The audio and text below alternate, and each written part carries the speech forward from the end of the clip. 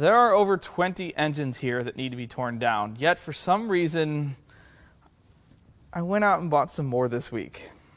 I actually had a goal in mind for tonight's teardown. I wanted something that checked a few boxes. For one, it needed to be simple, something I could get done in one night. The last couple teardowns took a couple nights to film.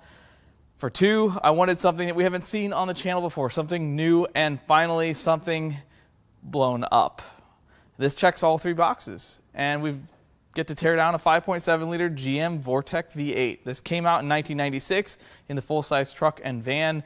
It makes 225 horsepower, 330 foot-pounds of torque, and they ran this all the way up until 2002 model year in the van. Now, this is essentially an all-iron small block V8, just like the old ones were. Obviously, there's some differences, and one of those differences is some weird spider injection stuff that never fails and never has issues. It's not necessarily true. Overall, I think these are pretty good engines. They made a ton of them, so of course you're going to see a lot of bad ones if you're in the industry, and I can't wait to see what's inside this one. There are some engines that I will go out and buy just because they have one part, but I bought this engine, or at least the thing that grabbed my attention when I was looking through engines was just one part, and that is the oil pan. It has holes in it. Lots of them, actually. But my favorite part about all of this is that someone drew an arrow to point at the hole as if the hole wasn't big enough to see without the arrow there. Oh, I might miss it. Oh, I can't see. There it is. It's right there. And, of course, on the other side, a matching arrow. Not that this wouldn't draw your attention to it anyway. You need this arrow there. The first thing that I want to do, since I can't pull the plugs, there aren't any, is see if it turns over. That's the right thing to do. And, uh-oh. I'm tightening the bolt. That's not good.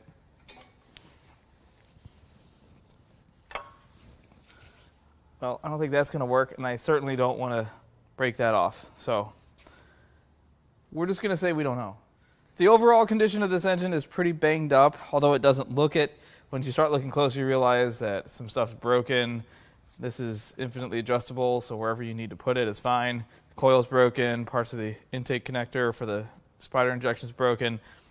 It's fine. The very first thing I'd like to do is pull the throttle body, and then we'll pull this upper intake apart so we can take a look at that spider injection system. Here's the fuel lines. Get these out of the way.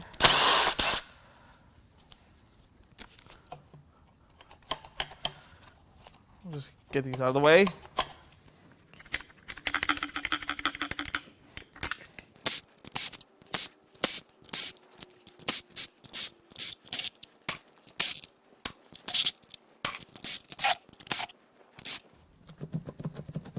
Sure seems loose. Now, it's been a long time since I worked on one of these. I don't really remember if this just comes right off. So we're going to just pull very hard on it. And there it is. So there's what the inside of the plenum looks like. GM used this spider injection system on both the Vortec V6s and Vortec V8s. And it's actually not a complicated system. It's very simple. Your fuel goes into this fuel manifold. There are 8 individual solenoids which are controlled by the PCM, essentially like injectors. They control the amount of fuel that goes to each cylinder through these plastic lines.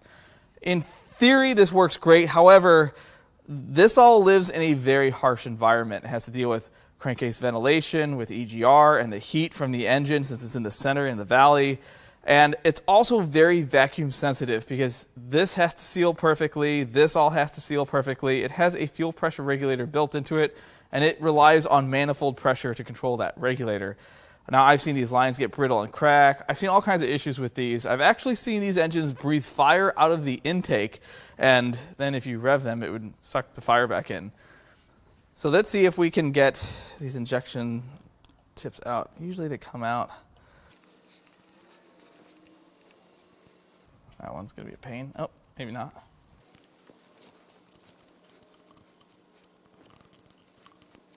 Let's see if we can pull this out real quick.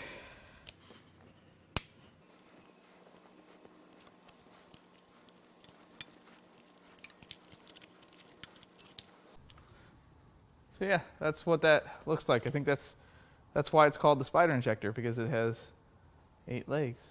So do spiders. All right, now I'm going to start removing some of the stuff off the front of the engine. Just going to kind of clean this up, make it easier to work on.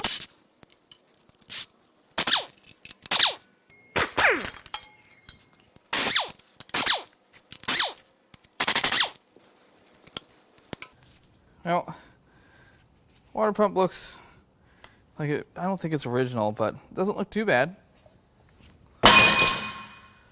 Now it's time for the dipstick.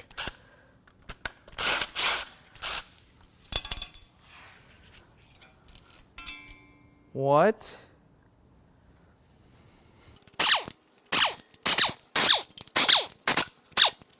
Several months ago, I tore down a big block 454, and in that video, many of you were not happy with the fact that I cut the EGR pipe, and I know that's a very expensive part. You can't buy it new anymore, and you can buy this one, so why would I cut that one? Well, I couldn't get it out anyway. We tried to get it off the exhaust manifolds, and it shredded the threads. That was tough to say. Shredded the threads. Anyway, it wouldn't have come off anyway. This one might not, but we're going to try. First things first. Now, I had sushi tonight, so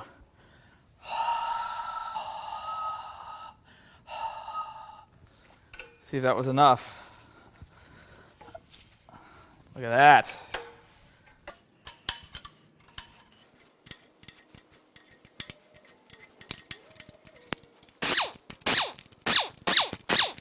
Now I need to remove the other side of this EGR line from the intake.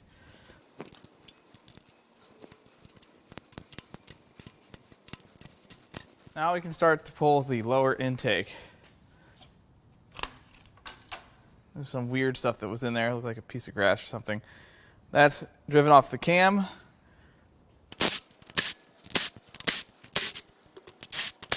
Now we need to pull the valve covers to get the intake off.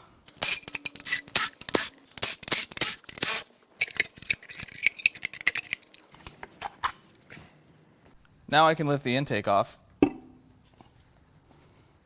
Well, at first glance, it's hard to really tell anything, but you can see that the intake gaskets were getting a little weak right here. And right here is starting to fail. So coolant goes through here. I think intake gaskets are pretty common failures on these things. That's normal. So outside of that, checking the valve train here. Nothing's too crazy on this side, but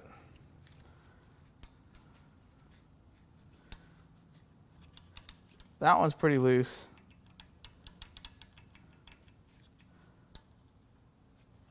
And then I like to turn the push rods, see if any of them are bent. The ones that I can. I don't see any bent ones. The intake ports all look pretty good. I think there's might have been some water in here at some point. It's hard to tell if that was water or coolant. There's some rust like on the top of that valve.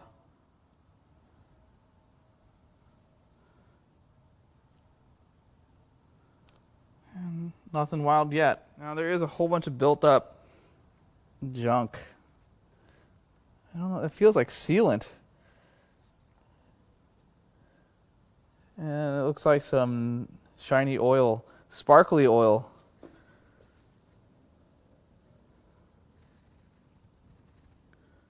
And on the passenger head. Now I do hope the heads made it because I think that's the only value in this engine, the cylinder heads. All right, now I'm going to pull the rockers and then the push rods.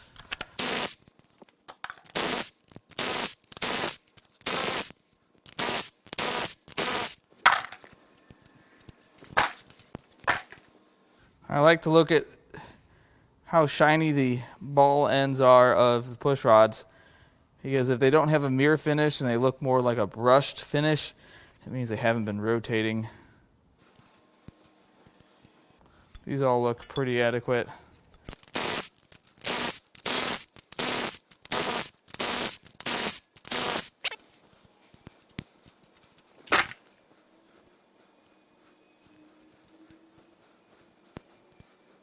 Does it all look okay?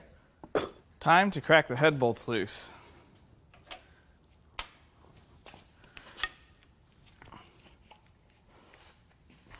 Oh, these might not make any sound.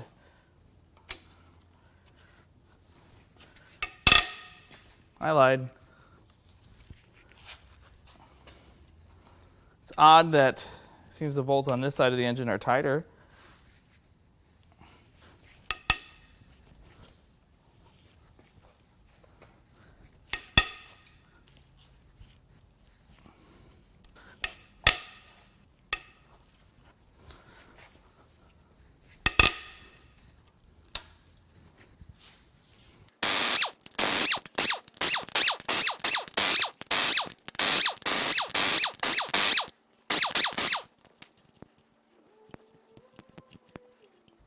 Now this head should come right off. And it's going to be heavy too.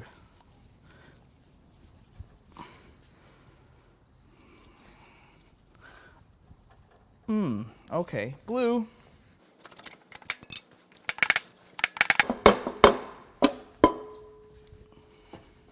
Well, back of the engine, things look all right. And that cylinder's, the piston's a little cleaner than the others, but then, wait a minute. There we go. Some valve marks there. And it clearly struck the cylinder head as it cleaned all of the carbon off the crown of that piston. Let's go look at the head. Well, let's see if we can get this head gasket off of here.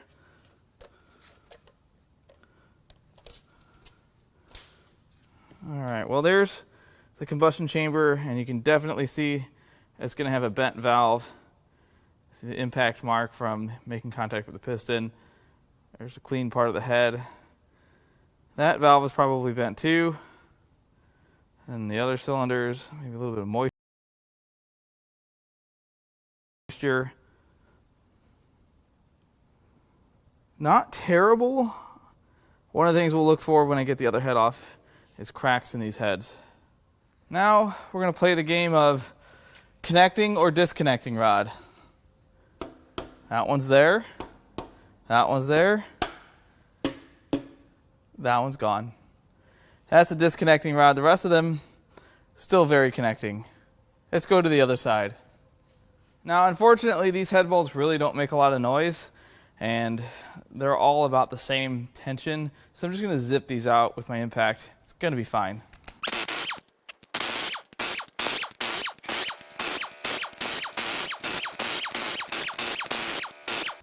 Okay, I'm going to give this a little help here. Hopefully that's enough.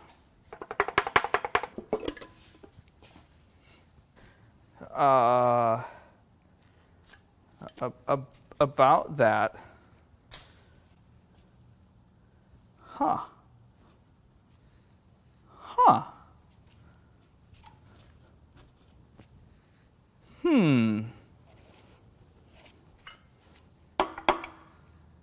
Okay, so what's going on here? That piston has marks on it, and it's a disconnecting rod. That has marks on it, and it's turned at a 15-degree angle or something like that, and it's definitely made contact with the head and valves. Well, there certainly was a lot of water in here, and that's no longer connected. You can see the marks on that piston, and then obviously that one's got a broken rod. That one looks okay. Let's go look at that cylinder head. So that's probably going to have bent valves, making so much contact with the piston. And a lot of rust in that cylinder, just like what we saw in the block. And that, too, has marks on the valves. Now, I don't think that means these heads are junk by any stretch, but this is a little concerning. I don't know if this is from coolant or water. Now let's get the front of this engine apart. Well, I've got my puller set up. Hopefully this works. Just going to get it snugged up. Oh, is it really coming off already? No way. Let's get something a little stronger.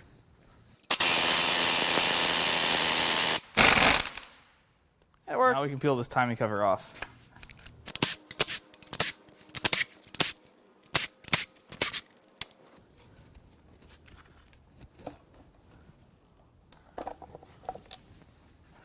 Next, let's see if we can get this cam gear off. Now, the chain does have some play, but I don't know if that's normal or not. No idea how many miles are on this engine. What is going on here?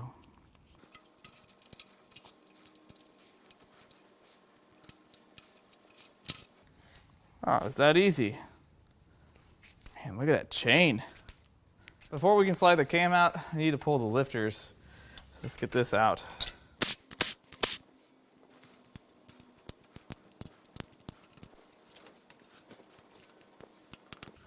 Okay. That one seems slightly angry. So we're just gonna leave that there. Does this one come out? I need a better pair of pliers. As long as they're up, that should be fine.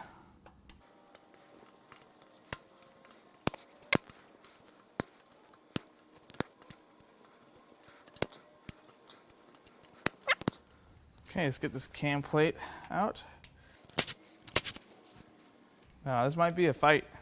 That cam doesn't even want to rotate, so I think what I'm going to do is we'll deal with that once we get everything else apart, and now we'll drop the pan and catch all the engine excrement, see everything that's in the pan, and then we'll flip the bottom end over.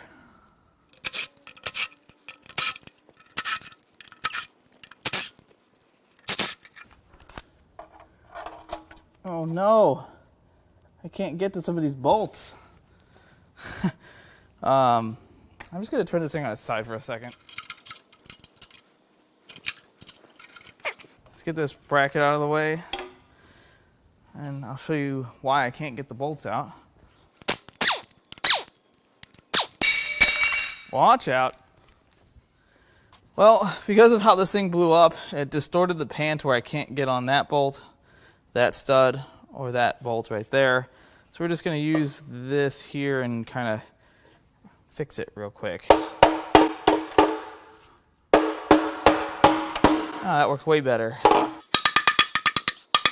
Almost there. This one is still a problem. I think we're good now.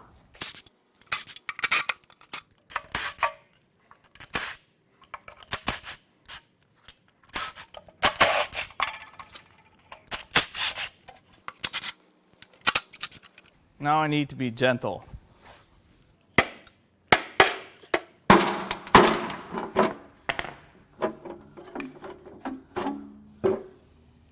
Oh. Well, there's lots of stuff in here. Mainly chunks of rods. A lot of rod stuff.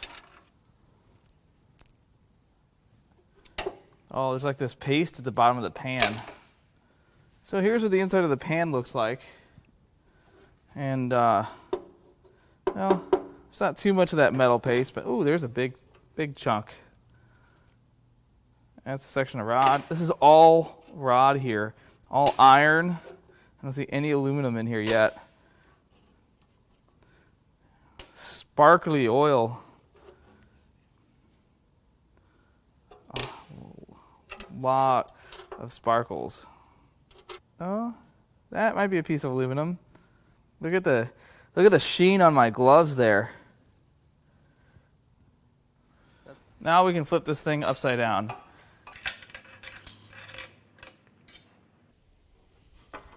What though? Oh, it just pooped some parts out. There's a part of a rod. Oh, and another part of a rod. The nut's still good. Now, I'm not saying it would, but it could leak. What? I don't know. Oh, you're just going to do what you want to do. Okay. Well, let's get that anyway. Well, there's a couple things jumping out at me. The first thing is, what is this O-ring for? That looks important, but I don't know where that goes. I don't know these engines well enough, so we're just going to put it right there. The other thing is, oh my God. Well, wow. I didn't realize it, but the block is broken. Let's get this out of the way. So this rod is jammed into the side of the block, and it has cracked the block up to about, all the way up to here. It's cracked in multiple areas. Let's see if we can get this pan gasket out of the way. There's a better look at it. Yeah, see, it's in good shape. So this rod was just in a jousting match. It's just jamming in everything it could. I mean, it literally wrecked everything in its way. Both sides of the block, the top, bottom of the bores, the pistons. It's destroyed. Yeah, I mean, to punch through this and do that kind of damage, I'm sure it was just idling in the driveway. They're just letting it warm up in the morning. And it just did that. It's just what happened. So, yeah, we'll get back to that. We're going to get the oil pump, windage tray out of the way, and see if we can actually get this thing apart. We might not be able to get this apart, but I do have a loader. Now you can see the screen is not plugged up, so this wasn't a situation where it had a bunch of debris in here. Let's get this windage tray up and then we'll pull the pump.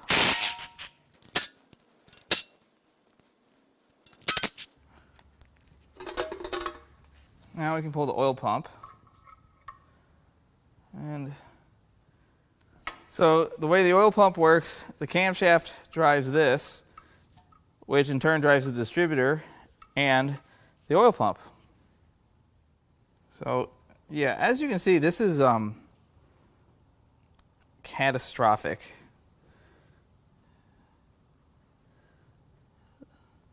Then there's another broken rod here.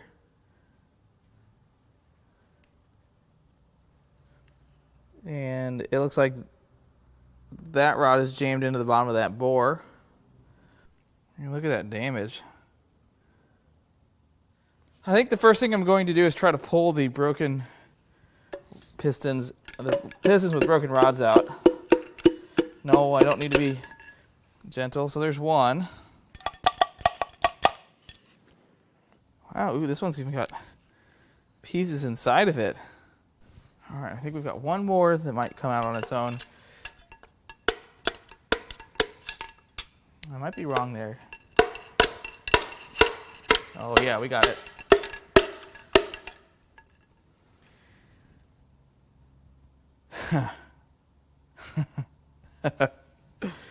Yeah, there's a bearing. And there's a couple pieces of aluminum. So now it's time to pull all of the still connected rods and pistons out. And we should be able to get to all the bolts. I don't see any that will fight us too bad. This one might be a little tricky here. But I'm hoping that as we get this apart, I can try a few things and get the crank unstuck. So anyway, we're going to start at the most forward connecting rod and work our way back. You always want to go front to back.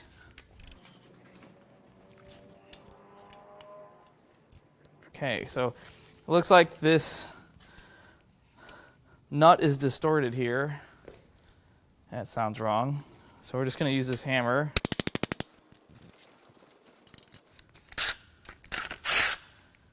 Oh, now I can't get that out. Maybe. Ha ha, no. Oh, I think that's the one that's filled with rust. Yes. So we're going to have to be extra careful with that one. How could I be so careless? You gotta be close.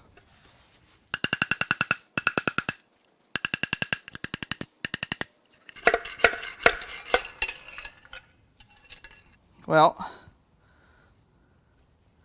I promise I didn't do any more damage to something that was useful. Oh, come on.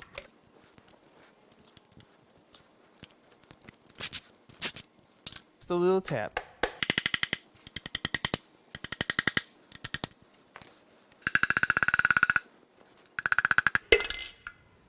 Should be able to get this one out, no problem.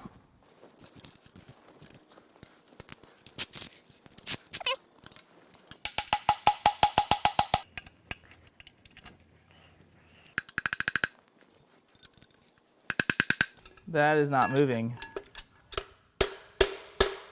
Realistically, I think I have one more I can get out maybe. I'm going to work now to try to get the crank to turn over. It should go this direction, so clockwise. Let's try a couple things here. Let's see if old blue will come through for us. No. No. Not really a lot of other places to pry. Let's get something a little bit bigger.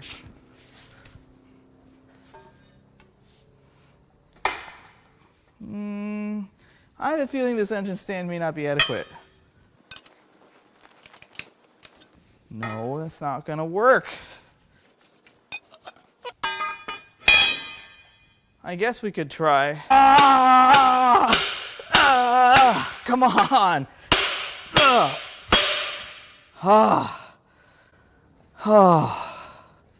Well, it's out-ish. Look at that. It's perfect. Yeah.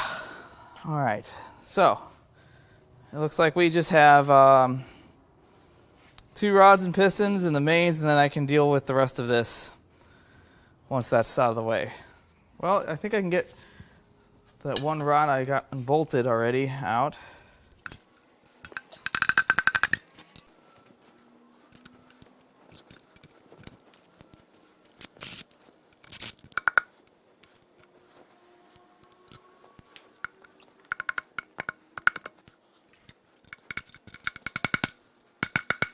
This one won't come out. I don't know why.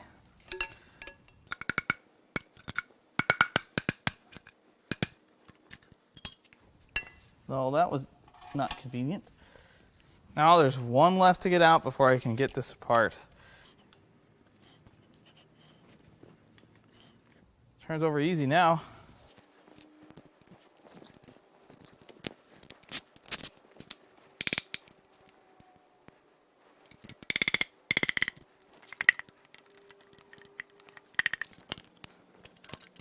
And that's just gonna come out with the crankshaft.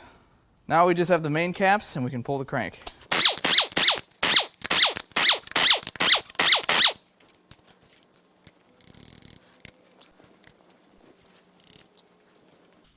Oh, come on. It's gonna be like that. Okay.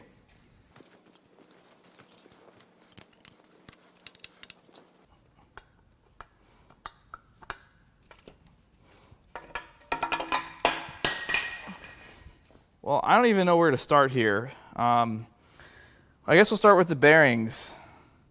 So those were bearings, and even the ones that survived, they don't look all too great. They are pretty torn up, and I would wager that the holes in the oil pan were actually escape routes for some of the parts. I would imagine it did scatter some things on the road or wherever this thing blew up. But then you get to the pistons, and I mean, the wrist pin's perfect. It's always the case. That's the worst piston, I think. The opposing cylinder definitely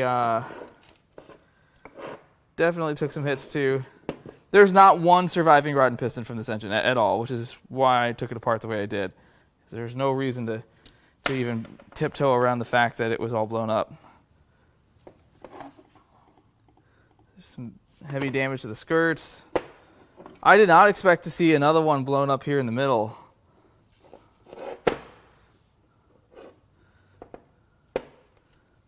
So I don't know. I mean, there's still parts of the rod on the crank in 2 different locations. This is the one that did the most damage here.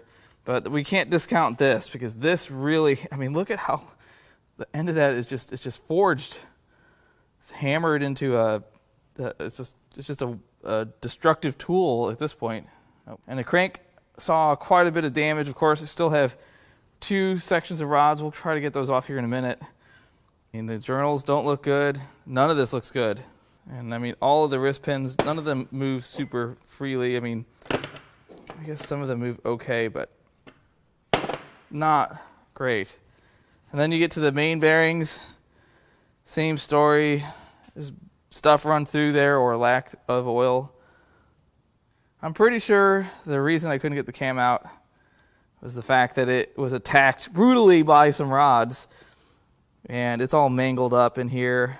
We are going to try to get this out. I did turn those rockers, or those lifters, sideways in an attempt to pull them up, but I couldn't get them up. Sounds like a personal problem. You can see the bottom of the bores chewed up there, really chewed up here. That cam's going to be smoked. Main bearings, the top half's not so great either. And then there's the major impact. And over here, it did some damage, and then on the opposing side, a little more, but the front two were definitely the worst. All right, now we're going to try to pry the cam. Don't ever work on your engine like this unless it's junk like this one is. Well, we moved it, but I don't think we're going to get it much further than this. I bet there's a lifter or something. I'm going to get my punch. We're going to try to smack these lifters up. I think it's working. They still don't want to come out of the bore, but the fact that I pushed the cam forward gave me better access with this punch.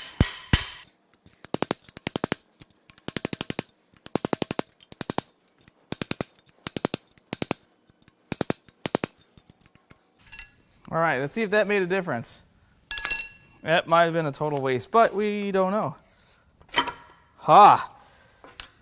All right, now we just have to carefully guide this junk cam out of here so we can look at it.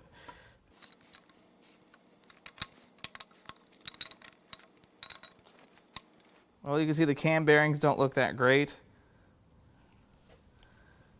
And there's lots of metal chunks and debris, which is probably why I couldn't get those lifters out.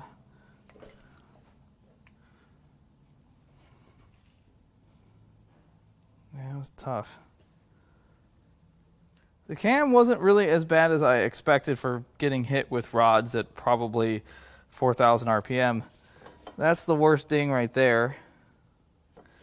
And I think there's a couple others. You're on the edge of that, the peak of that lobe there. A couple more there. And one right there.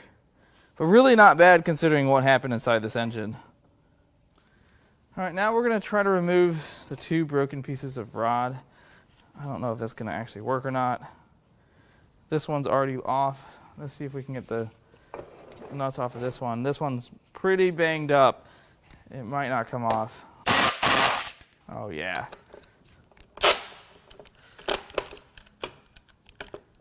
All right, it's a sacrificial 9/16. We're going to hammer it on.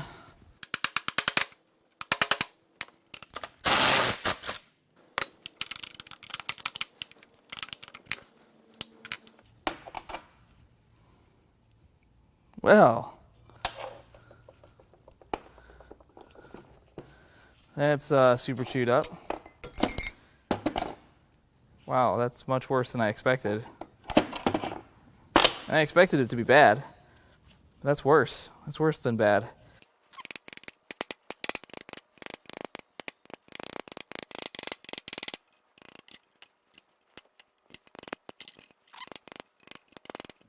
You're so close.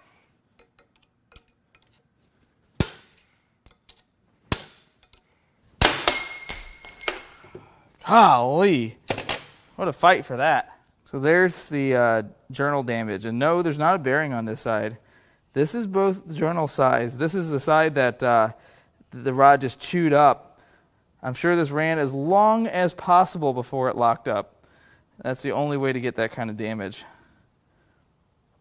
And the rest of the journals, I mean, they're just not great. And there's the bearing that came out of that side that just chewed that journal up.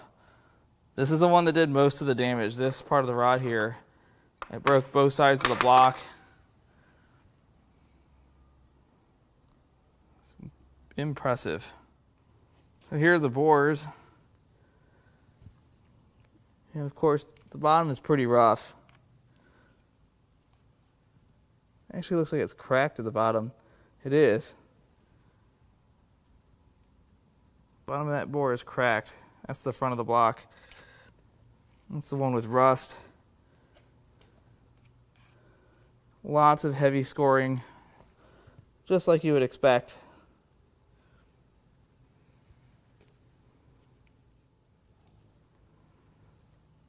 Yeah, you can see that it's worn through the cross hatching.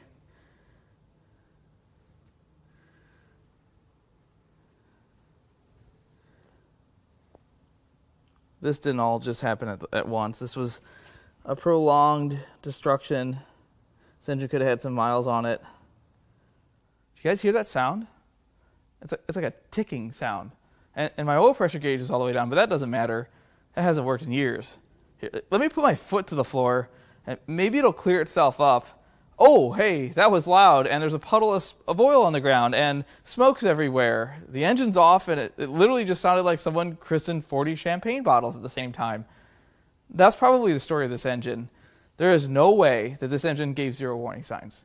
It had lights on the dash, sounds, the smells, the smoke, the loss of power, all of it. It had all of the senses were affected, but yet the driver tried to power through it, just like the engine tried to power through its rods. I think what happened here is it deleted a rod bearing, and from it hammering on the crankshaft from lack of a bearing being there, it shattered at the bottom of the rod, and those parts went through the rest of that engine, and it took out a couple other rods along the way. And those rod ends did a lot of damage. I mean, a lot of damage to that block. I had to hammer the lifters out of it, and I had to pry the cam out of it. That's a first. There have been engines where I haven't been able to get that out before, so maybe it's not as bad as those. But somehow, through all the smoke, I was able to get a pair of possibly buildable Vortec heads. Sure, they need some work, and I got to check for cracks, but still, for something that catastrophic to happen and maybe get some sellable parts, I call that a win. I bought that engine for the video expecting there to be no parts that survive, but I think I got my cake and I get to eat it too. So if you'd like to buy those heads, or if you want to buy a good running Vortec 5.7 in this 98K 2500 or anything else off this truck, or maybe anything else that you're looking for your car, you can go to Importapart.com, or you can email us. I'll leave our email in the video description. If you go to our website and you don't see what you're looking for, you can just send a request form. We can fill it all out so that I know what you're looking for, and we'll let you know if we've got it or not. As always, I love all the comments, all the feedback, and even the criticism. I love it all, and I'll catch you on the next one.